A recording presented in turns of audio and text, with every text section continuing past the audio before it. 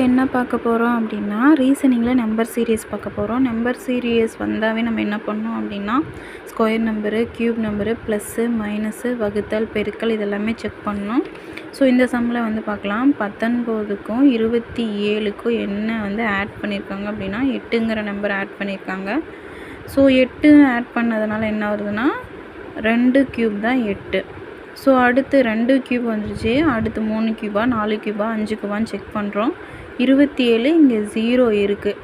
27ஓட எதை ஆட் பண்ணால் 0 வரும்? ஸோ அந்த மாதிரி வராது இல்லையா? அப்போ 0லேருந்து எந்த நம்பரை மைனஸ் பண்ணால் 27 கிடைக்குன்னு பார்க்குறோம்.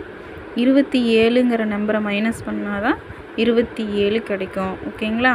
ஸோ 3 க்யூப் தான் 27. இங்கே என்ன பண்ணியிருக்காங்க? மைனஸ் பண்ணியிருக்காங்க. ஸோ இது நம்ம எடுத்துக்கிட்டோம் அப்படின்னா ப்ளஸ்ஸு மைனஸு இந்த மாதிரி வருதுங்களா?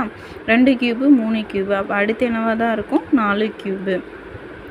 ஸோ இங்கே ப்ளஸ்ஸு இங்கே மைனஸு. அடுத்து என்னது? ப்ளஸ்ஸு.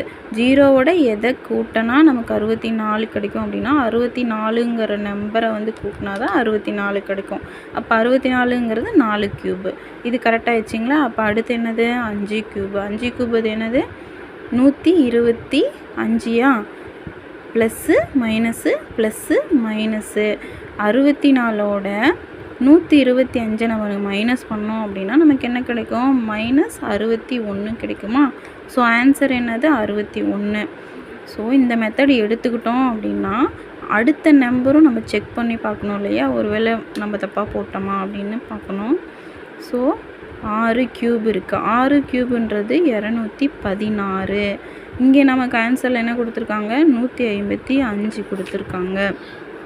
ஸோ -61லேருந்து ப்ளஸ் 216 நம்ம பண்ணோம் அப்படின்னா இங்கே ப்ளஸ் இருக்குது, இங்கே ப்ளஸ் இருக்குது, இங்கே மைனஸ் இருக்குது.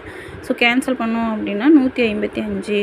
ஸோ இந்த ஆர்டர் படி பார்த்தோம் அப்படின்னா நம்ம கண்டுபிடிச்ச ஆன்சர் கரெக்டு. அப்போ 61ன்றது கரெக்டு.